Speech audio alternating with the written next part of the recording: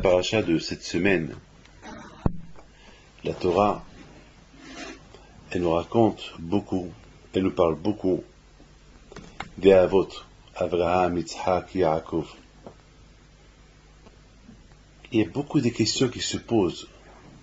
Nous se posons des questions sur le comportement des Avot, d'Abraham Avinu. Mais nous on se pose des questions. Mais eux, ils ne se sont jamais posé des questions. Ça veut dire, c'est comme par exemple si je vois quelqu'un qui lui arrive un malheur, et que lui, il accepte son malheur. Il ne se pose pas de questions. Mais il ne se pose pour lui des questions. Et pourquoi le bon Dieu lui a fait ça? Alors, la question se pose. Mais de quoi tu te mêles? Lui, il ne se pose pas cette question. Pourquoi toi, tu te poses cette question sur lui? Pourquoi? Et c'est quelque chose qu'on voit tout le temps. Beaucoup des fois, on voit des gens qui leur arrivent des problèmes. Par exemple, on voit Racha betovlo tzadik veralo. On voit qu'un Racha, il réussit. Et on voit le tzaddik, il souffre. Alors, nous, on se pose la question, mais pourquoi ce tzaddik-là, il souffre? Pourquoi le bon Dieu lui fait ça? Avec tout ce que ce tzaddik il fait, le bon Dieu le punit. Et pourquoi ce Racha-là, il réussit? Alors, la question se pose, de quoi tu te mêles? Ce tzaddik-là, qui souffre avec tout ce qu'il fait avec le bon Dieu, lui-même, il ne se pose pas de questions. On voit dans la paracha d'Abraham Avinu alav shalom. On voit comment Abraham Avinu alav shalom, lui, avec tous les nisyonotes, toutes les épreuves qu'il a subies, on n'a pas vu qu'Abraham Avinu, il a dit à Kadosh Baruch Hu un jour pourquoi. Par exemple, on va voir, lorsque Kadosh Baruch Hu, il lui dit, quitte ta génération, c'est-à-dire, quitte ta maison, ta ville, ton pays, et tu iras à la tête que je vais te montrer. Alors tout le monde se pose une question. D'ailleurs, cette question, je l'ai même vue ce matin. Je crois que c'est le Bet Yaakov qui pose cette question. Il pose cette question. La question qu'il pose, pourquoi quand je ne lui ai pas dit où tu vas aller? Qu'est-ce qui perd le bon Dieu de lui dire, va à Eretz Canaan, quitte Haran pour aller à Eretz Canaan, pour aller en Israël. Bon, à l'époque, elle ne s'appelait pas Israël. À l'époque, il s'appelait Eretz Canaan, la terre de Canaan. C'est la question qu'il pose c'est rapporté cette question-là dans le Bet Yaakov. Vous allez lire Bet Yaakov. Quand je lui dis simplement, va à Eretz Canaan, qu'est-ce que je perds, par exemple, monsieur Patrick, va à l'endroit que je vais te montrer. Où? Va. Mais où? Va. Je veux dire, d'accord, quelle direction? À gauche, à droite, où? Nord, sud, va. Qu'est-ce que j'ai peur de te dire? Va à Bobigny, va au Maroc, va en Algérie, va en Russie. Attends, là, c'est pas de la rigolade, là c'est lech lecha, ça veut dire va-t'en, vas-y, quitte ton pays, quitte ta maison, quitte ta terre, ça veut dire, c'est pas quitte ta maison, tu restes dans la ville. C'est pas que tu quittes ta maison et la ville, tu restes dans le pays. Non, tu quittes tes trois, la maison, la ville, le pays. Mais pour aller où? Qu'est-ce qui perd le bon Dieu qu'est-ce qui perd le bon Dieu? Pourquoi le bon Dieu il ne dit pas où? C'est une belle question. Moi aussi, je me suis posé cette question plusieurs fois. Dans mes livres, j'ai posé cette question. Qu'est-ce qui perd le bon Dieu de dire à Abraham, va à Eretz Canaan?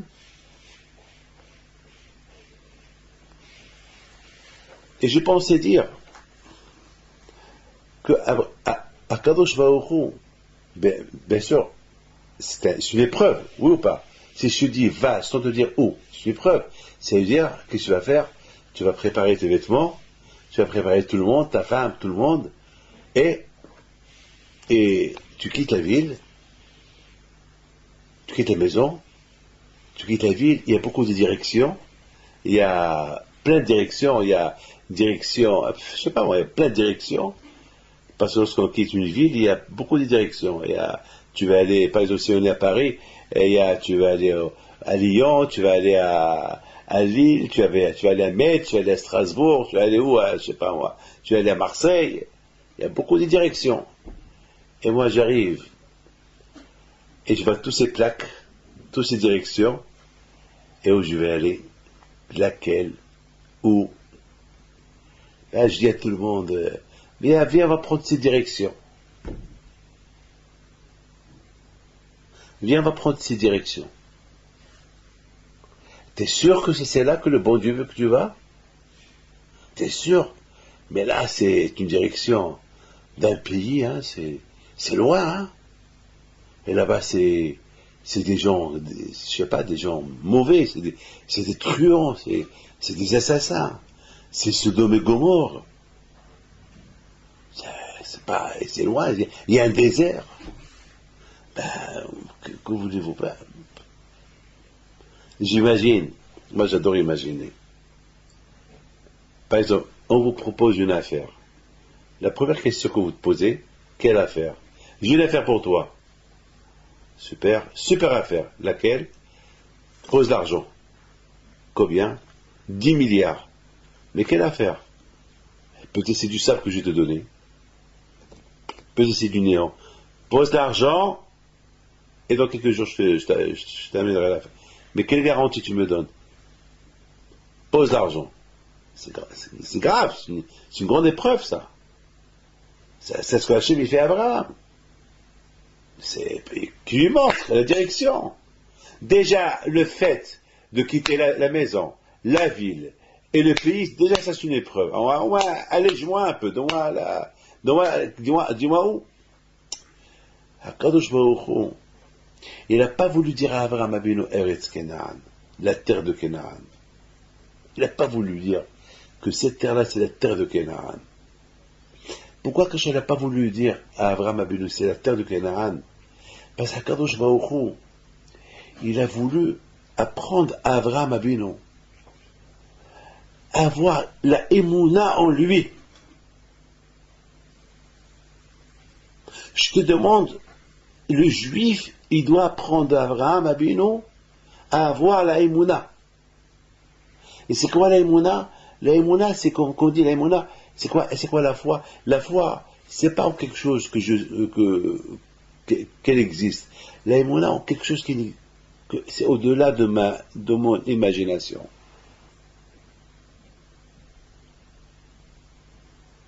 Elle a arrêté Ashareka. Hachem, il a voulu apprendre à Abraham à voir la émouna. Parce que n'oubliez pas que tout dépend de la racine. Vous savez, lorsqu'on veut construire une construction importante, les fondations. Si les fondations sont bonnes, chaque étage que tu ajoutes, il peut tenir. Regardez, avant, on ne pouvait pas construire plus de 300 mètres. Après, on ne pouvait pas construire un immeuble 400 mètres. Aujourd'hui, ils arrivent à construire jusqu'à 1000 mètres de hauteur. À Abu Dhabi, pareil qu'ils sont en train de construire un immeuble, le plus grand immeuble du monde. À 1 kilomètre, un immeuble d'1 kilomètre. C'est de la folie. 1000 mètres. Il y a quelques années, ils avaient dit, à Shanghai, je crois, c'est là-bas où il y a 800 mètres. Et maintenant, mais peut-être dans quelques années, ils vont construire des 2 kilomètres, peut-être. Qui sait? Qui sait? Qui sait? Tout dépend des fondations.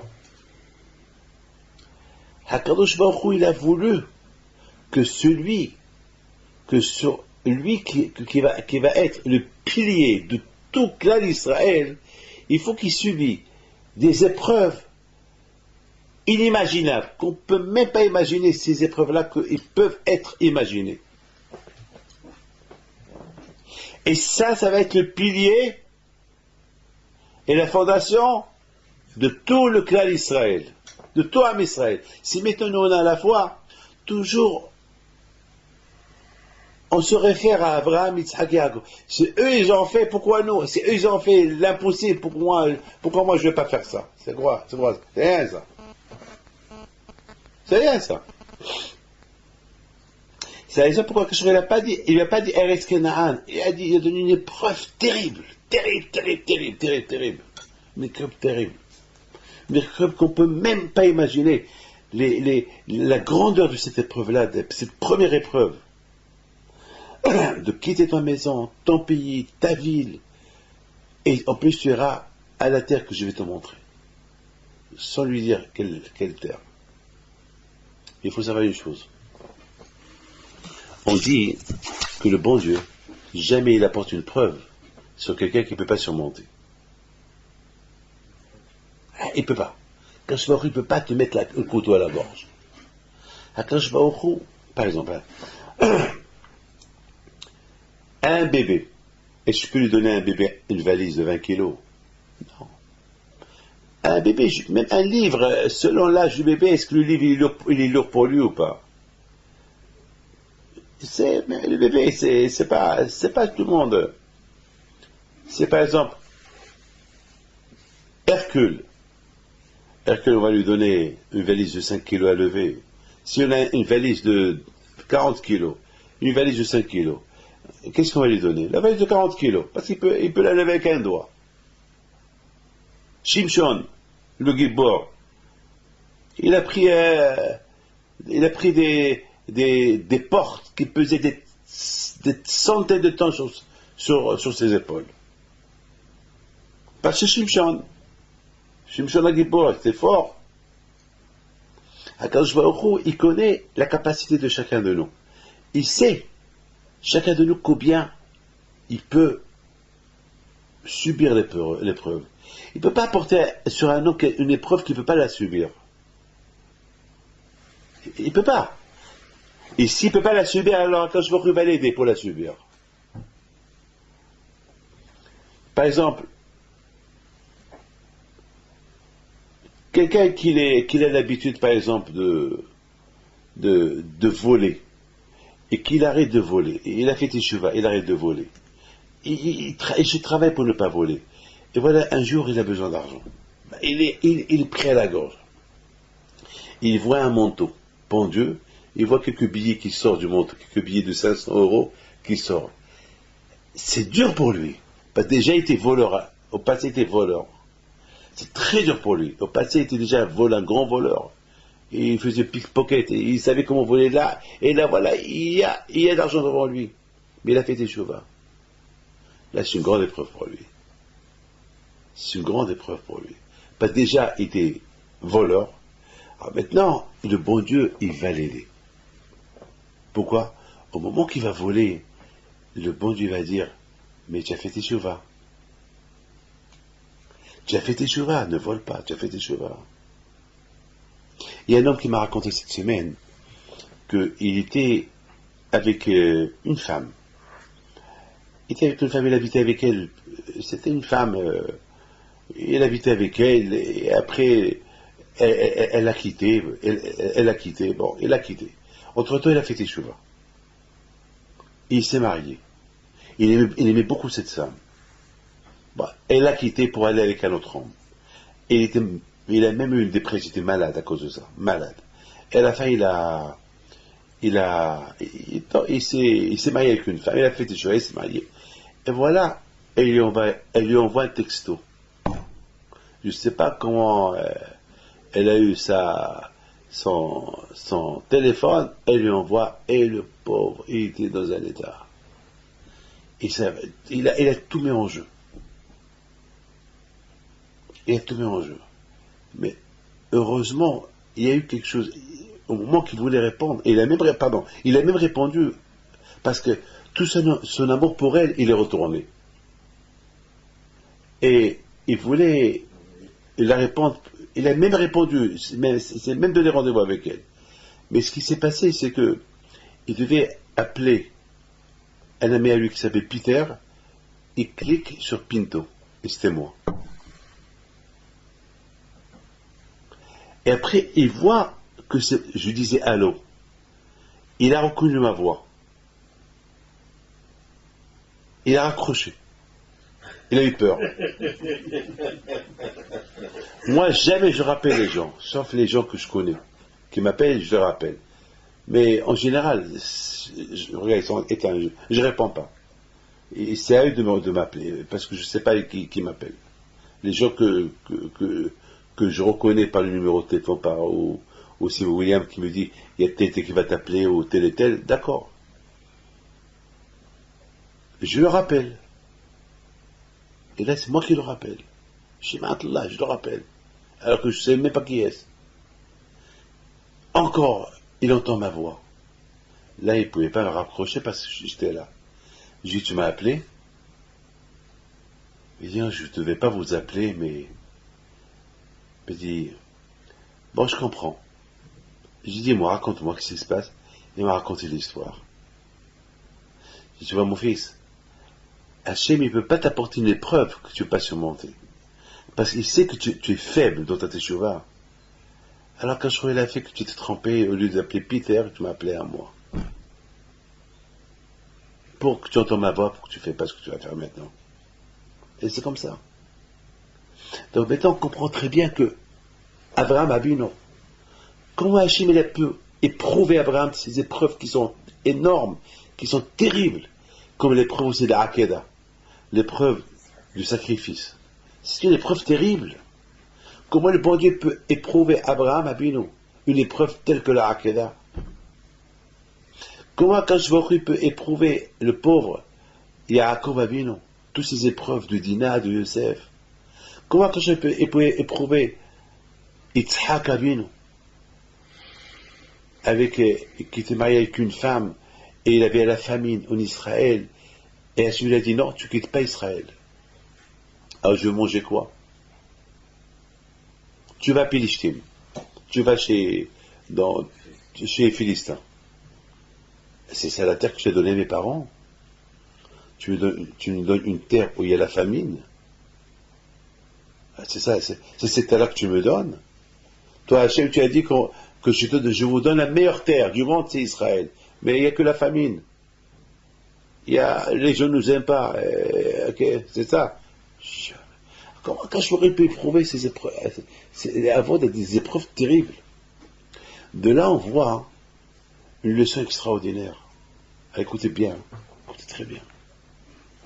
Écoutez très très bien. Au fait, mais je veux qu'on l'écoute.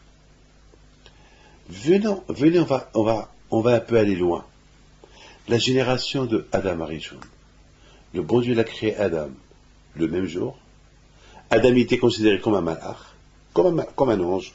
Après, je vous raconte une super histoire. Une super histoire. Adam était considéré comme un ange. Et Hachem, il était nu, lui et sa femme. Il n'y avait pas de Sahara. C'était comme des anges, comme des malachim. Les malachim, ils les servaient. Et Hachem lui donne une mitzvah à faire. Il n'a pas donné deux mitzvot. Une seule mitzvah. Ne mange pas de cet arbre. Parce que cet arbre-là, si tu manges de cet arbre, tu vas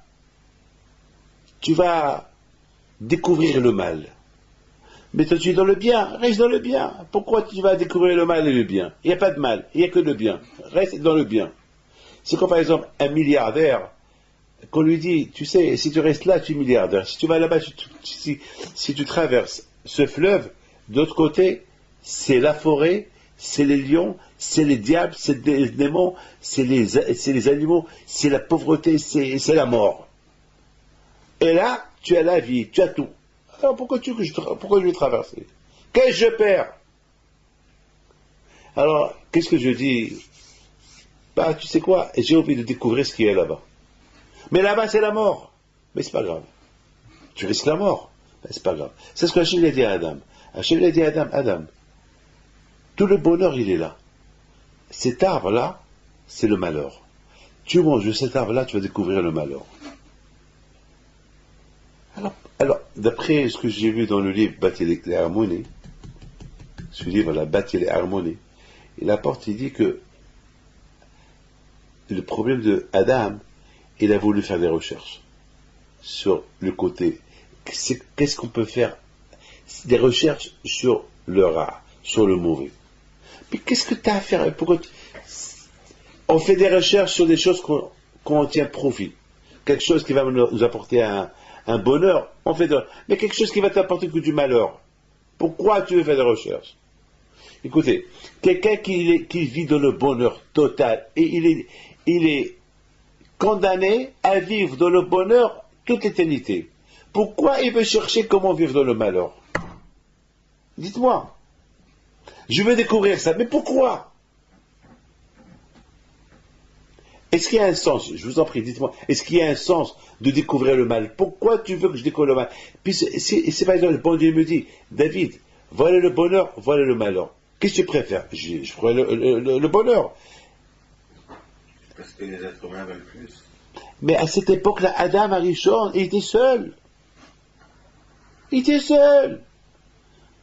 C'est même pas, je m'excuse, c'est même pas censé, c'est même pas logique de chercher le malheur. Bémet, réfléchissez. Un bébé, il sait pas.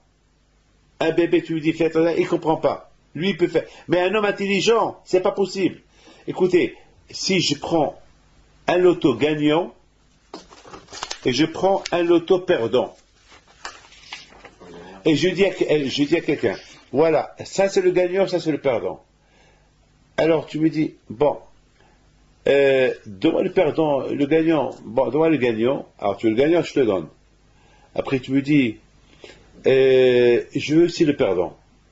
J'ai envie de goûter, c'est quoi le perdant? Alors, si il prend le perdant aussi, c'est qu'il a perdu ça. Pourquoi? Parce que en prenant le loto perdant, celui qui lui a donné va dire, je te donne le gagnant et tu veux aussi le perdant. Alors tu n'auras pas le gagnant, tu l'auras pas. Donc il a perdu le gagnant. Donc c'est ce qui s'est passé avec Adam Arishon. Adam Arishon, que je lui dit, il lui donne tout le bonheur dans ses mains. Il dit, mais cet arbre-là, c'est le malheur. Et qu'est-ce qu'il dit à Adam? Tiens, je vais voir ce malheur-là. Qu'est-ce qu'il est ce malheur? C'est quoi? Mais pourquoi? Vous avez compris? Mais pourquoi? Bon, on peut pas, vous savez, il y a ceux qui disent que Adam Arishon, il a fait ça exprès. Il a fait ça exprès. Pourquoi? Parce qu'Adam Arishon s'est dit, vivre de le bonheur gratuitement. Moi, j'ai pas envie de vivre gratuitement dans le bonheur. Moi, je veux mériter le bonheur. Pour mériter bien le bonheur, je veux goûter le malheur et je veux combattre le malheur pour avoir le bonheur. Ça, c'est pas chez nous. Voilà, ça c'est Adam. Alors, quelque part, on essaye de trouver, parce que quand même, on n'arrive pas à comprendre comment Adam Arishon a fait ça. Il y a des Mekoubalim qui disent qu'Adam Arishon, il a demandé à tous les Neshamot qu'ils avaient en lui. Parce que dans Adam Arishon, il y avait tous les Neshamot, tous les âmes. Il leur a dit alors, vous voulez vivre gratuitement ou vous voulez vivre durement? Alors il leur dit c'est quoi? Il dit voilà, si je ne mange pas de cet arbre, alors on va vivre comme des malachim. Mais si je mange cet arbre-là, on va découvrir le bien et le mal, et à nous de combattre le mal pour faire le bien. Et là, au moins, on va mériter tout ça, tout ça. Et il lui a dit, mange, et fais-nous goûter avec toi. Donc, on voit que Adam Arishon, il a reçu une mitzvah le même jour, il a pu surmonter l'épreuve. Malheureusement, après, on a vu l'époque du déluge. Ce que Hachem les a effacés. On a vu le Dor, la génération des Palagas. Palagas, c'est la génération que tous les êtres, après le déluge, ils étaient unis. Il n'y avait pas de médisance entre eux, mais ils ont voulu être unis, mais sans le bon Dieu. Unis entre eux, ils ne veulent pas de Dieu. Ils veulent rester tranquilles. Allez, on ne va pas prier à personne, laissez-nous tranquilles. Ça, c'est une génération très dure. Et Hachem les a tous dispersés. Et voilà la génération d'Abraham. Elle est venue. Abraham, il a vu toutes les recherches qu'il a fait. Il a vu toutes les générations précédentes. Il a vu celui que, même une épreuve, il n'a pas surmonté. Il a vu la génération du déluge qui était anéantie. Il a fait des recherches. Il a fait des recherches. Et tout ça pourquoi? Tout ça pourquoi? Parce que chacun voulait être autonome. Ils veulent un monde libre, la liberté, sans Dieu, la fraternité, sans Dieu. Mais attends, mais il y a un créateur. Attends, tu peux pas dire je vis, mais attends, il y a un tu dois à quelqu'un. Il y a un Dieu qui a donné la vie. Tu lui dois ça. Tu peux pas dire moi je veux vivre tranquillement sans servir personne. Mais c'est pas possible. C'est comme par exemple, tu es dans une usine et tu veux un salaire sans travailler. Tu veux un salaire sans travailler. En France, c'est possible. C'est impossible, tu ne peux pas avoir un salaire sans travailler. Il faut, il y a pas, tu ne peux pas avoir un salaire sans travailler.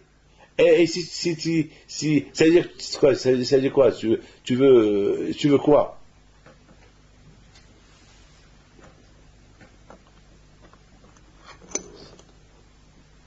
Tu veux la vie, tu veux vivre, tu veux tout, la santé, tout, et ne pas croire en Dieu, c'est pas possible. Abraham Abinu alav shalom, il a vu, il a dit, regarde, Adam Arishon, il voulait même pas vivre gratuitement. Il a fauté pour payer.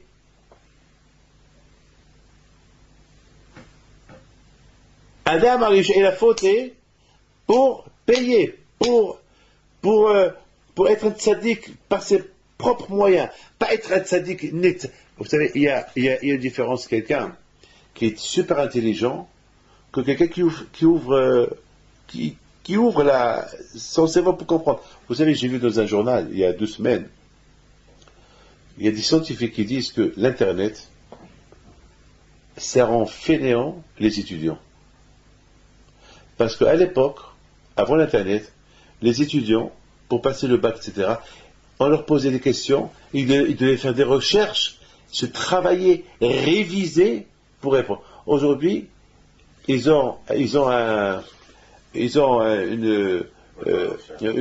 comment ça s'appelle, des compositions, Des moteurs de recherche. voilà, il faut des recherches, et ils ont tout, comme hier, ma fille, on lui a dit à l'école, il faut qu'elle écrit quelque chose sur la drogue. Et ben, elle est venue chez Hanania, elle a dit à Hanania, fais-moi sortir sur l'internet que je suis sur la drogue. Il a fait sortir une tonne de plein. Arrête de choisir quel thème elle veut sur la drogue. Sans recherche, sans rien.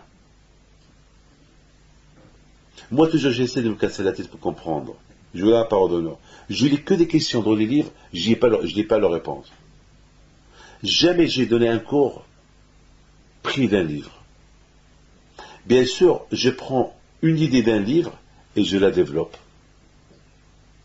Et je la développe. Pourquoi pas? Sinon, je vais devenir fainéant, mon cerveau va devenir fainéant. C'est ce qu'ils disent les journalistes.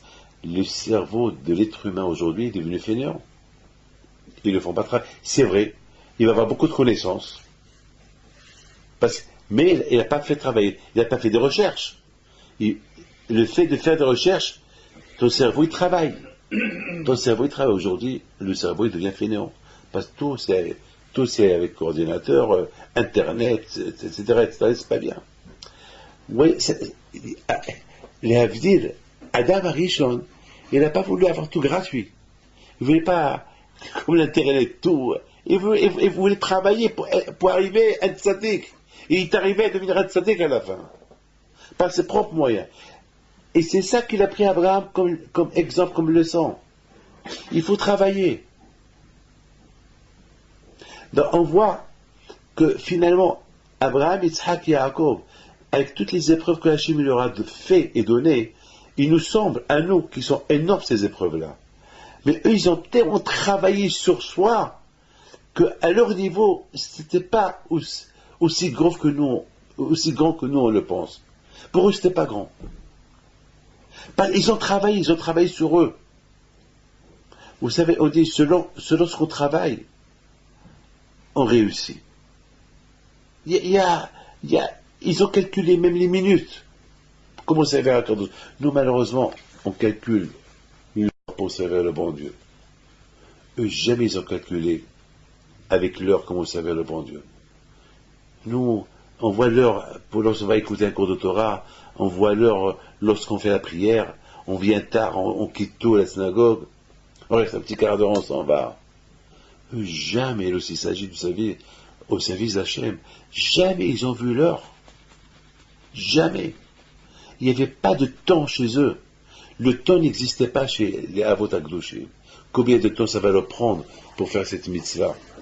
Combien de zman, combien de temps? Et qu'est-ce qui va leur coûter? Physiquement, moralement? Voilà la réponse. Hachem, il n'a pas dit à Abraham où il doit aller.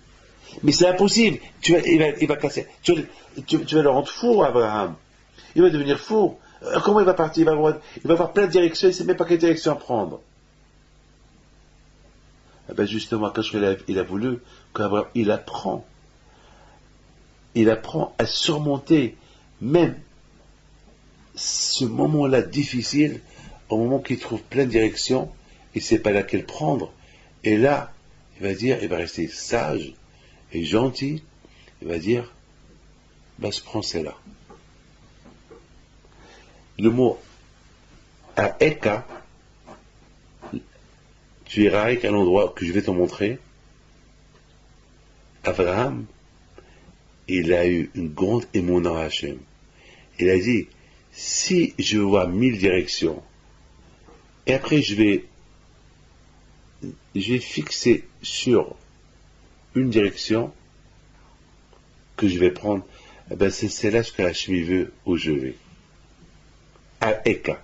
Si je fixe à Eka ce que je vais te montrer. Alors Abraham, il a pris la parole d'Hachem à la lettre. Ce que je vais voir et fixer, eh ben c'est ça que Hachem m'a fait faire fixer. Et c'est là où je dois aller. Par exemple, vous allez en Chine pour acheter des affaires. Et vous ne savez pas quelle affaire acheter. Vous êtes par exemple dans les vêtements. Et vous voyez plein de vêtements. L'autre aussi vient, il voit plein de vêtements. L'autre aussi vient, il voit plein de vêtements. Mais chacun, il prend uniquement les vêtements que ça marche dans son pays. Parce que si nous tous, on veut les mêmes vêtements, donc celui qui fabrique ces vêtements-là, on va aller tous à la foire, on va tous aller chez un de ce fabricant, en 1 minute, il n'a plus rien déjà. Et les autres, qu'est-ce qu'ils vont faire? Ça veut dire que chacun, il va selon ses yeux. Ou pas? Moi, je vais en Chine. Si je vends des costumes, je sais quel genre de costumes je vends. Est-ce les costumes chers, les moins chers, les quoi? Que ça marche. Et c'est comme ça. Il y a plusieurs façons de costumes. Quel costume tu veux? Il y a les chapeaux, il y a le chapeau melon, il y a Brossolini, il y a plein de chapeaux, des milliers de chapeaux. Mais il faut toujours prier à Hachem que tu ne te trompes pas. Que le vêtement que tu vas acheter, c'est lui que Hachem il veut pour toi. Et la arrête acheter à Eka. Tu vas en Chine, tu ne sais pas quoi acheter, tu es dans les affaires, tu es dans l'électronique, mais quoi? Que je vais acheter?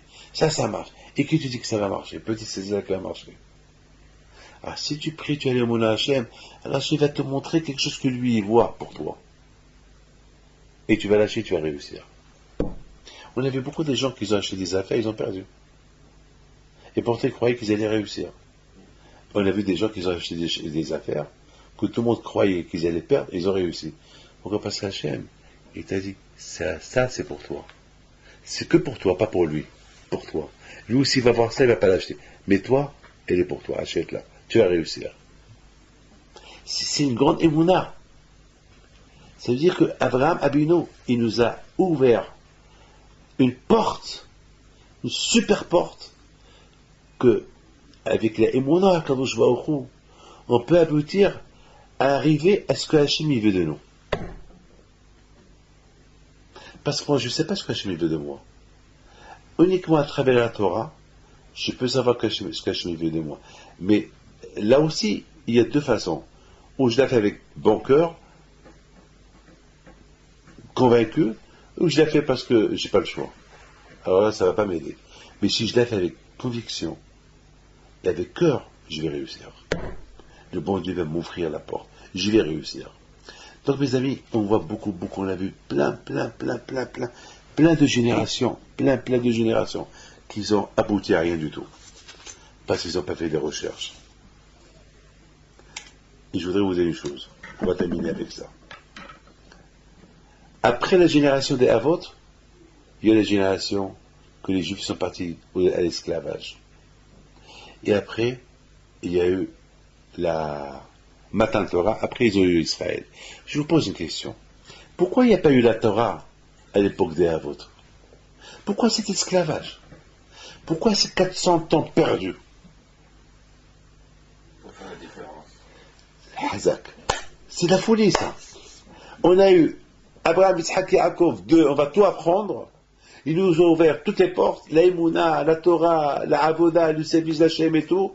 Et ils étaient les piliers pour nous de la Emouna et tout. Et sur ça, nous, on peut construire des milliards de bâtiments.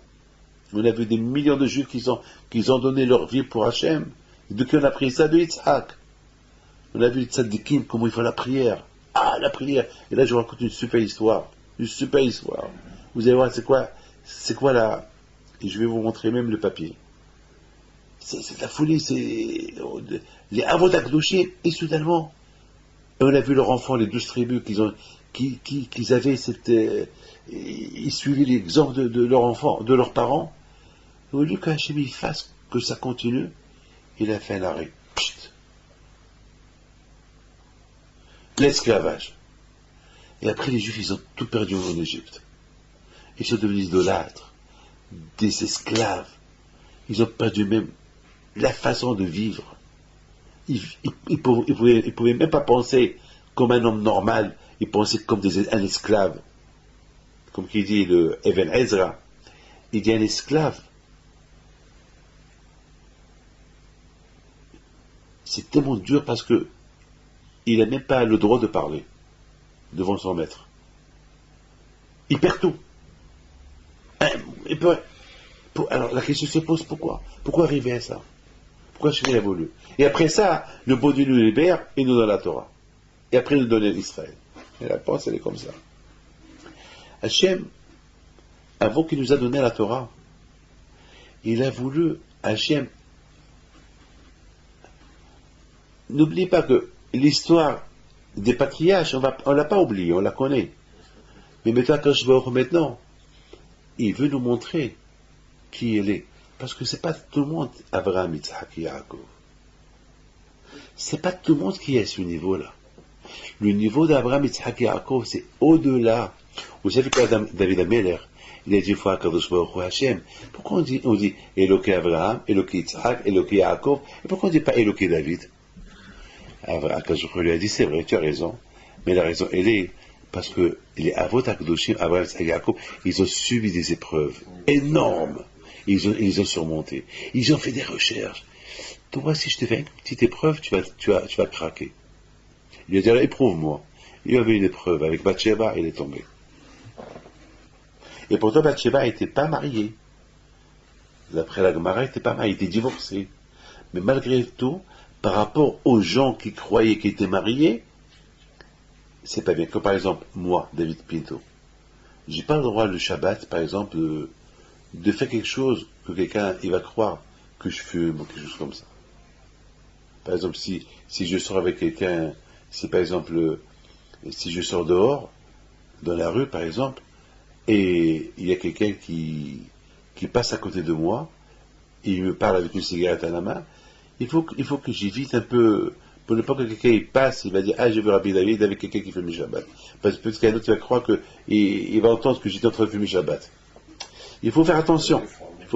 Il peut déformer. Il faut que nous on évite les choses pour ne pas que quelqu'un croie sur nous des choses. Il faut pas aussi que je rentre dans une rue où il y a là-bas des femmes, une rue sale. Parce que j'avais dit mais qu'est-ce qu'il fait Rabbi David dans cette rue-là? Et pourtant, pourquoi il passait par là-bas? Et pourtant, moi, je suis passé par là pour placer peut-être une mezouza à quelqu'un, à un magasin. Mais les gens ne vont pas dire que je suis pas dit. Les gens vont dire qu'est-ce qu'il fait là-bas? Qu'est-ce qu'il fait là-bas? Vous comprenez? C'est comme ça. Il faut éviter, il faut faire attention. Donc Akadosh Baruch Hu, il a voulu que les bénis Israël, ils subissent des épreuves en Égypte. Eux aussi. Maintenir leur judaïsme. Et d'ailleurs, la Gemara dit qu'ils n'ont pas changé leur nom, leurs vêtements, leur langage.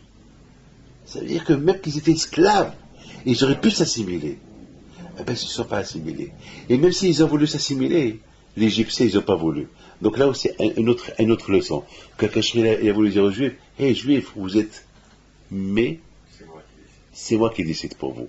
Le fait que vous êtes Juifs, même si vous voulez changer votre religion, je vous ne laisserai pas. Ils ne vont pas vous accepter. Et même si tu acceptes un jour, ils vont te dire sale juif. Il y a plein des gens qui s'étaient mariés avec des non-juifs et que leur propre femme, ils ont dit sale juif et ils ont divorcé. Et beaucoup de fois, on entend ça, malheureusement. Malheureusement, on entend ça beaucoup de fois. Donc, c'est de la folie, ça. Hachem, il a voulu donner des leçons. Hachem, il a voulu construire son pays. Vous savez où il a construit? En Égypte. Nous, on s'est construit en Égypte. Il nous a construit avec l'Aïmouna. Et surtout après, lorsqu'il s'est dévoilé, tout ce qu'il a fait aux Égyptiens, la punition qu'il leur a filée, il a montré aux Juifs comment Hachem, il change la nature, que c'est lui le roi de la nature, c'est lui le maître, c'est lui le créateur de la nature, et que Atlem Souf, etc., la Torah. C'est-à-dire que, c'est pas que Hachem n'a pas voulu que son peuple, ils vont dire, on est les petits-enfants d'Abraham, Yitzhak, Yaakov. Non. C'est vrai, vous êtes les petits-enfants d'Abraham, Yitzhak, Yaakov, mais vous êtes quoi? Comme il y a quelqu'un qui est venu chez moi, il y a quelque temps, et c'est un petit-fils d'un grand rabbin. Il est venu chez moi décontracté, avec un short, avec une t-shirt. Et malheureusement, il était pauvre une fois, il est devenu riche. Il vient s'asseoir, il me dit, B. David, Aqlti Aliyah, il me parle en arabe, B. David, comme ça, il s'assoit, comme ça.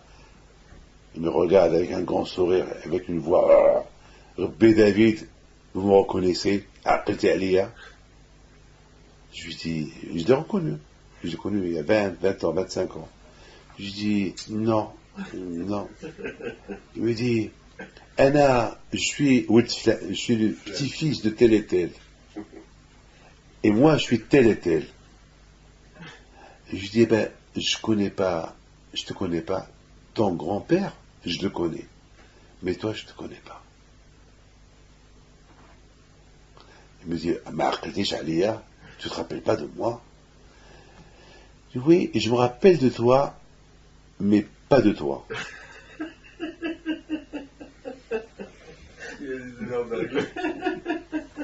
Ce que tu as été, tu l'es plus. Tu es devenu arrogant, En plus, tu veux te faire passer avec le passeport de ton grand-père, qui était un grand sadique. C'est ce que Hachem n'a pas voulu que. Hachem n'a pas voulu que nous on passe par le. Hachem, il veut qu'on apprenne de nos parents tout ce qu'ils ont subi. Parce que eux, ils ont subi, ils ont réussi à surmonter toutes ces épreuves, ce que nous aussi on peut.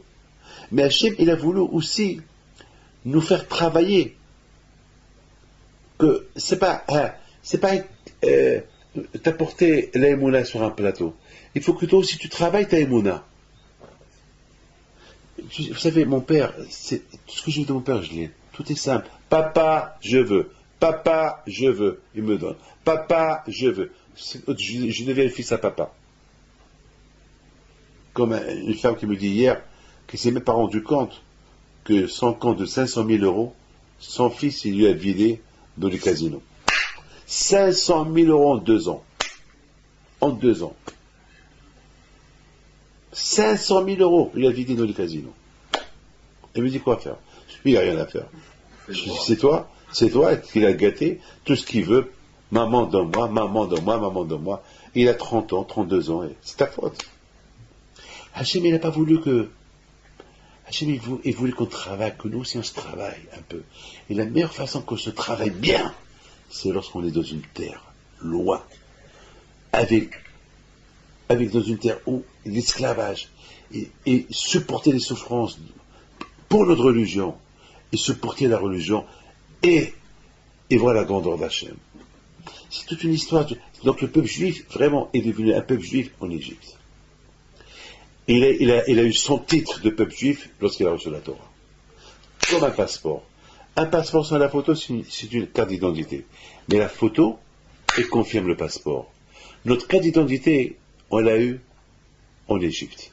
On a eu une carte d'identité. Mais la photo de notre identité, on l'a eu à travers la Torah. Maintenant, on devient autonome. C'est la raison pourquoi Hachem a fait un travail sur nous. Un travail Qu'on ne soit pas que la photo, on soit pas que avec la photocopie de Abraham, Isaac et Yaakov. Il veut qu'on se devienne des originaux. T'as compris? C'est pas, je copie mon père. Mais il faut que tu sois toi, monsieur Patrick. Il faut, c'est pas, bah, je fais comme Rabbi David il fait. C'est pas, c'est vrai, je fais comme Rabbi David il fait. Mais il faut te convaincre aussi, il faut se convaincre, il faut arriver à c'est pas, ouais, parce que lui il fait, bon, moi, d'accord, alors tu fais sans conviction. Il faut le faire parce que tu es convaincu. Ben, c'est ça.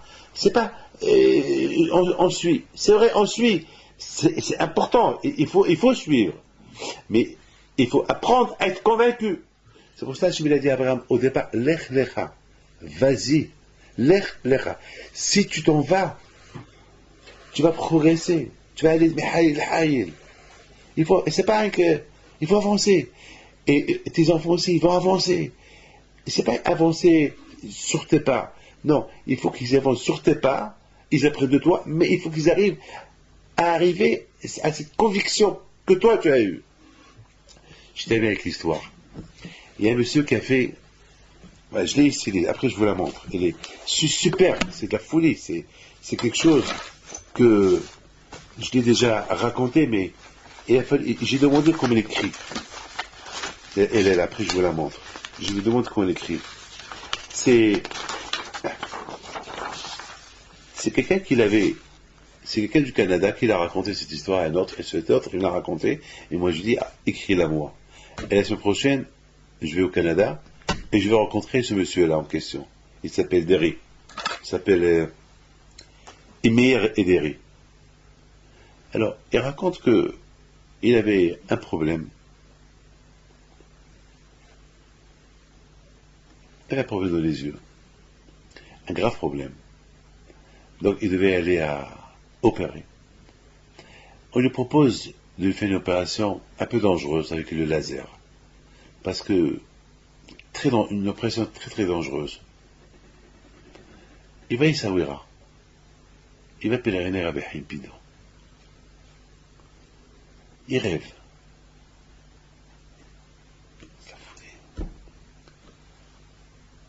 Rabbi Hampido, qui vient avec 2 bougies. Il approche ses yeux et lui dit tu n'as rien. Il retourne au Canada ou à Paris. Et il va le jour de son opération où il devait faire son laser. Le médecin le sculpte.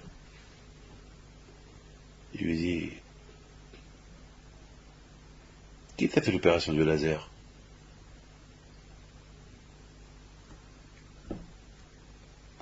Pendant que l'ophtalmo examine ses yeux de Meyer, celui-ci lui demande si dans les dernières semaines, il avait subi une chirurgie au laser des yeux.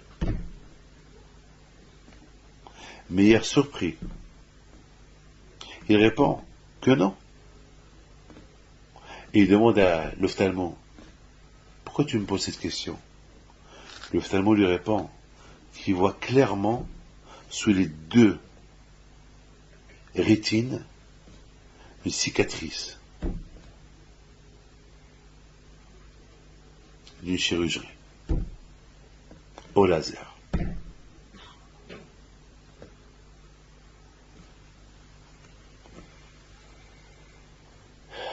Comment vous comprenez ça? Et l'ophtalmo lui dit que ce type de chirurgie au laser ralentit la dégénération, la dégénération de la maladie qu'il a dans les yeux. Ça veut dire que Rabbi Hampido, celui-là, je vais le voir la semaine prochaine au Canada. Il était sur la tombe de votre grand-père sans vous connaître, on lui a dit simplement Il est parti pèleriner, il doit être marocain, il s'appelle Ederi. c'est marocain. Ouais. Il avait 22 ans. C'est de la folie, c'est de la folie, c'est de la folie, c'est la Emouna. C'est Emouna. C'est Emouna qu'il avait. Maintenant, je ne sais pas comment. Il y a beaucoup de gens qui vont pèleriner, mais chacun, comment il a sa émouna. Quand de temps en temps, il nous envoie des histoires comme ça qui nous renforcent dans notre émouna. Je vous la laisse. C'est de la folie. Vous pouvez lire. Après, je vous la donne lire. Bon, maintenant, vous avez tous compris la leçon de tous ces parachiotes. C'est des parachutes extraordinaires. Avot Akdoshim, c'est extraordinaire. Les patriarches, c'est beau. Il dit Rav Shar que de plus qu'on lit les histoires des Avot Akdoshim, on découvre Akadosh Baruch Hu. On découvre la grandeur de Dieu. Comment les Avot, ils ont servi à Hachem. C'est un grand livre de Moussar. Toutes les histoires de Abraham, Yitzhak et Yaakov. Comment ils ont servi à Hachem. Dans quelles circonstances ils ont servi à Hachem. Comme que je t'ai expliqué tout à l'heure. Comment Rachel, il a servi à Akadosh Baruch Hu. Rachel, Sarah, Léa, Rivka. Alors, mais, ce qui est important, c'est la conviction. C'est pas faire ce qu'ils ont fait. Ce qu'ils ont fait, ils l'ont fait par conviction et par recherche. Comme Abraham Avinu, il a fait des recherches. Ah, il y a un propriétaire. Ah, donc je sais qu'il y a un propriétaire. Ah, alors il y a une motivation. Tous ceux qui sont pas, ils n'ont pas la conviction dans la émouna, dans la foi en Dieu, tout ce qu'ils font, ils le font par peur, par non-conviction, et peut-être un jour ils vont tout lâcher. Mais celui qui fait par conviction, il ne va jamais lâcher. Il va, comme moi. Moi, vous croyez, vous imaginez que moi je vais lâcher un jour? Impossible. Parce que je suis convaincu. C'est dans mon sang. Impossible. Je crève, je meurs, je donnerai ma vie pour le bon Dieu. C'est impossible. C'est parce que je suis convaincu. Rien peut me détourner d'un centimètre d'Hachem. Impossible. Impossible. Sauf si je suis fou. Si je perds la tête. Alors si je perds la tête, que Dieu préserve, vous pouvez me trouver en train d'allumer les lumières, Shabbat et tout. Si je perds la tête, c'est plus le moi.